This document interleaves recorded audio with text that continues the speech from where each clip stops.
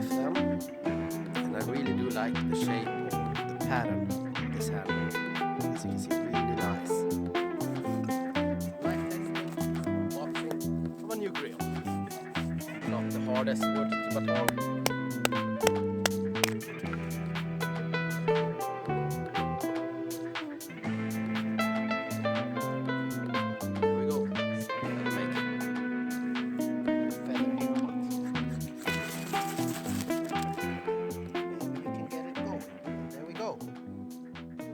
Fire. Welcome back out, guys. Today we're going to test out a knife that I've had for a while now, and it's the Lars Fält knife. Just doing a small short review of this knife, testing it out, small batoning, feather stick making and fire making as usual. So if you want to see this knife at work and my bushcrafting skills, don't go away. We can start at looking at the knife a bit closer. If you haven't already, you can see the unboxing of this knife up in this corner, I think it was. And there you can see a bit more closer at the knife, the unboxing, and yeah, just talking about this knife a bit. But we start out by showing you the knife. Obviously, this is the sheath it comes in without the dangler. This is an additional part I got. You can always make your own if you want to, but I like danglers, so I went for this option. Otherwise the knife rides like this and about this height. So with the dangler I bring down the knife to there. Yeah. And what do you get? Yeah, a really nice looking sheath. I think the stitching, everything, the quality of the sheath is really well made. The only thing I would say for being like a bushcraft knife, that I really would like to see a fire steel holder on the sheath, but that's my opinion. So here's the knife then. It's a bit dirty, I have used it a bit, so it's not nice and shiny anymore. Well, it's pretty nice, but maybe not brand new. I have oiled the handle. I have had a question if it's stabilized or something like that, the wood, but it's not stabilized. This wood is just oiled in, so you need to take care of this handle. And I really do like the shape or the pattern on this handle. As you can see, really nice. So I'm really pleased of this one that I got.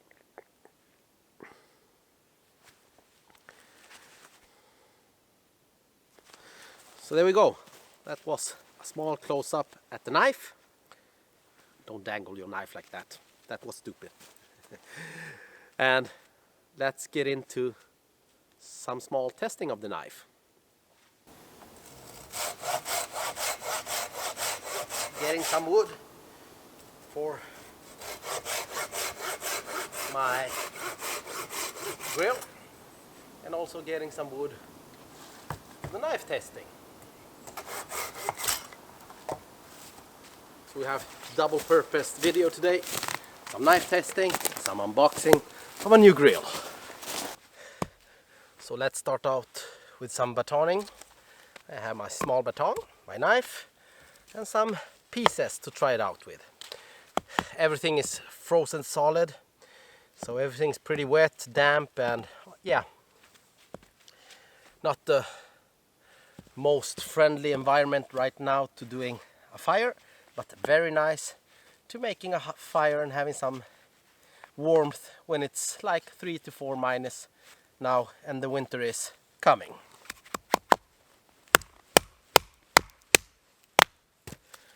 That was that baton. As you can see, it's wet, it's frozen, it's hard, breaks very easy. And maybe not the best wood, maybe a bit rotten. Yeah.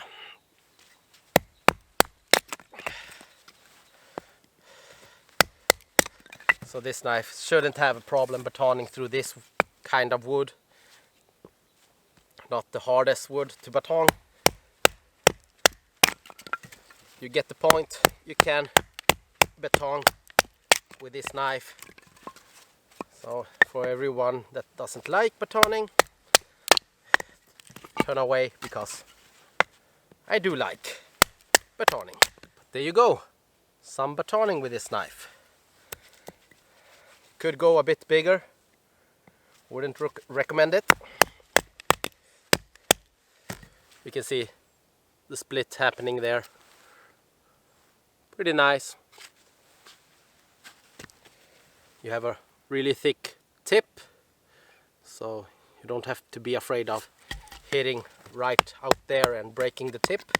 Shouldn't be any problem, even if you're putting in and bending like this.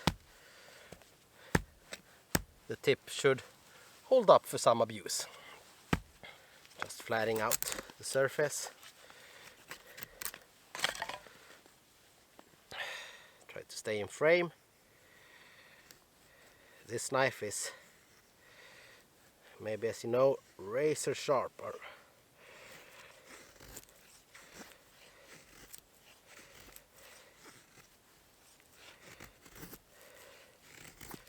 Well, not the finest or nicest feathers, but obviously you can feather stick with a knife. It's a knife, it's razor sharp.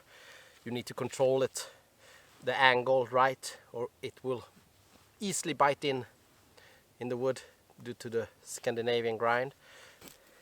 Let's try the tip. It's hard to control this tip. It really wants to bite in. I'm a poor feather sticker. So obviously you have most control right here where your hand is. Easier to control what you're doing and the pressure you're putting if you want to have really thick feathers. As you can see, it does bite in quite good, and you have really thick feathers. Starting out with smaller feathers, putting in the thicker feathers to get your fire going.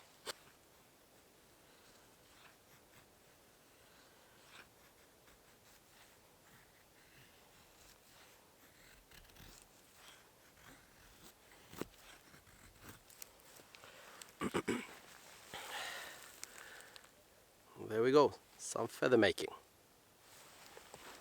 Let's see how the 90-degree spine does on this knife.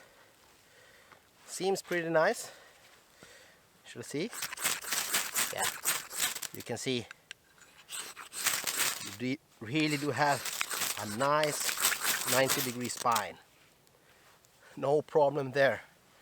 Let me see if I can ignite those small feathers that are pretty damp. I don't know, we shall see. If I just can pinch down this.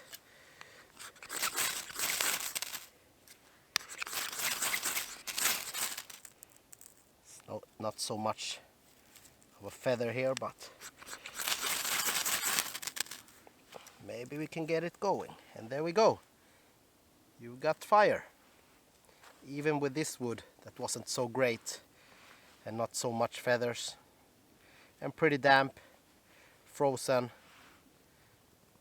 you can get your fire going without my favorite thing, that's fat wood. So yeah, fire making with this knife, no problem. So there we go, guys. That was the small test of my Lars Fält knife, and as you saw, we just did the ordinary, some light batoning, some feather stick making, or trying to do some feather sticks. My technique is pretty awful there, if you ask myself, but it does the job. So I'm pretty happy that I can do a bit of feathers, as you can see, to make some fire, even with this wood that's not so good, really damp. It was frozen. I got it laying from the ground. So I hope you enjoyed, and if you haven't already, consider subscribing, and I'll see you back next time, because next time I'll be using this wood on the grill that I got. So I did prepare a bit here, and that will be a small unboxing of a new grill that could be nice to have when you're out and you can't make the fire on the ground and you want to have a secured fire or fireplace or fire pit, or with a additional grill so you can cook your food. See you back next time, guys, and have a really nice day.